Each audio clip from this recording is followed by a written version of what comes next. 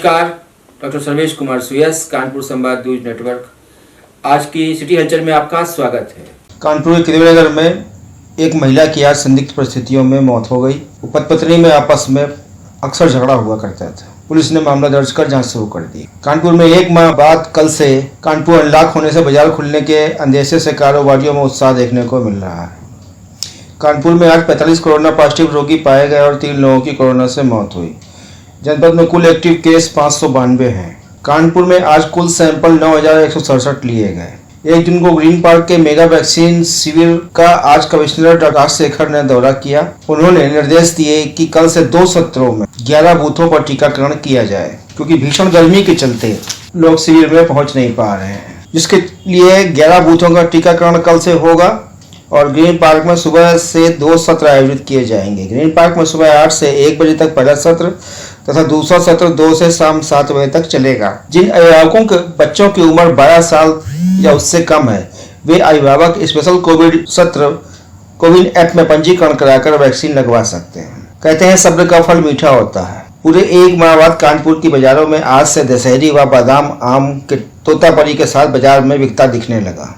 कानपुर में कल भी विभिन्न सरकारी वैक्सीन सेंटरों में वैक्सीनेशन सत्र का आयोजन किया जाएगा, जिसमें 18+ व 45+ के लोगों को वैक्सीन लगाई जाएगी। सीडीओ कानपुर डॉक्टर महेंद्र कुमार के व्यक्तित्व सहायक सैयद कलीम हैदर रिजवी आज सेवानिवृत्त हो गए। उन्हें विकास भवन में सम्मान विदाई दी गई। इस मौके पर सीडीओ, डीपीआरओ, जिला विकास अधिकारी आदि उपस्थित थे। जिलाधिकारी के निर्देश पर आज नरवल थाना क्षेत्र के पारा में अवैध शराब बनाने वालों के खिलाफ पुलिस अधीक्षक कानपुर आउटर ने बड़ी कार्रवाई की। शराब की भट्टी में शराब बनाते एक व्यक्ति को गिरफ्तार किया। पास के जलकुंभी के तालाब में छिपाकर रखे गए 5 किलो के घी के डिब्बों, जिनमें 1400 लीटर लहन था, उन्हें निकलवाकर मौके पर ही नष्ट कराया। AP Singh SP Kanpur outer पूरी कार्रवाई के दौरान मौजूद थे। जनपद में अवैध शराब के निर्माण, भंडारण, विक्रय एवं परिवहन के विरुद्ध सघन अभियान चलाया गया। इस अभियान हेतु राजस्व, पुलिस एवं आबकारी विभाग के अधिकारियों की टीमें गठित की गई। उक्त टीमों द्वारा जनपद की सभी शराब की दुकानों की सघन चेकिंग की गई।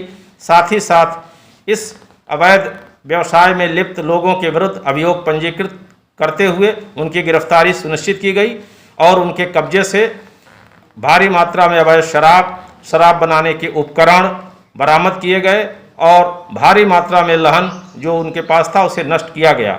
उल्लेखनीय है कि थाना क्षेत्र नरवल में जलकुंभी के तालाब में हजारों लीटर लहन छिपाकर और शराब रखी गई थी, जिन्हें स्थानीय अधिकारियों द्वारा निकालकर नष्ट किया गया। कानपुर में नौतपा के दौरान आज अधिकतम तापमान 39 डिग्री सेल्सियस रिकॉर्ड किया गया तथा न्यूनतम तापमान 28 डिग्री सेल्सियस दर्ज किया गया। CSJMU विश्वविद्यालय कानपुर के इंस्टीट्यूट ऑफ फाइन आर्ट्स विभाग में आज इंस्टीट्यूट ऑफ फाइन आर्ट व कोकियो कैवली लिमिटेड के संयुक्त तत्वाधान में एक वेबिनार का आयोजन किया गया, जिसमें चित्रण कार्य में प्रयुक्त होने वाले चित्रण के विविध माध्यमों पर वेबिनार में चर्चा हुई। इस वेबिनार में श्री विवालकर और कमल सेठ ने अपने व्याख्यान दिए। इंस्टीट्यूट के प्रभारी डॉक्टर ब्रजेश कटियार समेत कला के छात्र भी उपस्थित रहे। कानपुर में कल से ड्राइविंग लाइसेंस बनाने का काम फिर से शुरू हो जाएगा। लर्निंग लाइसेंस 30 जून तक नहीं बनेंगे। कानपुर के कार्डियोलॉजी अस्पताल में देर शाम दूसरी मंजिल में स्थित कैथ लैब में रखे फ्रिज में शॉर्ट सर्किट होने के कारण फिर से आग लग गई। पहली मंजिल में धुआं बढ़ने से भगदड़ मच गई। हालांकि दमकल की 2 गाड़ियों ने मौके पर पहुंचकर आग पर काबू पा लिया। कानपुर में 7 जून से इनकम टैक्स का नया पोर्टल चालू होने जा रहा है। incometax.gov के नाम से इस चालू होने वाले इस पोर्टल में 7 जून से आप क्रेडिट कार्ड के माध्यम से भी इनकम टैक्स जमा कर सकते हैं। अभी तक बैंकों में चालान भरने के बाद ही इनकम टैक्स रिटर्न भरी जाती थी, लेकिन नए पोर्टल में क्रेडिट कार्ड से इनकम टैक्स देने की सुविधा प्रदान की गई है। कानपुर में कल से सुबह 7 बजे से शाम 7 बजे तक अनलॉक रहेगा। शिक्षण संस्थान, सिनेमा हॉल, मॉल छोड़कर सब कुछ खुल जाएगा।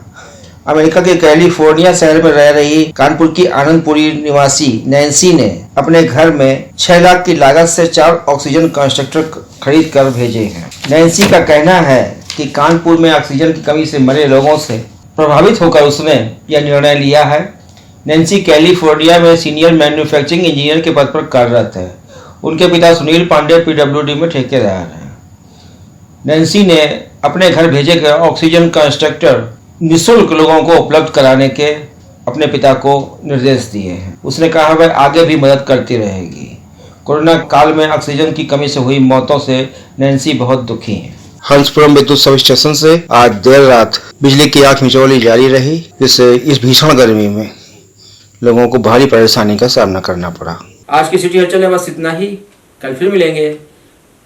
नमस्कार, शुभ रात्रि।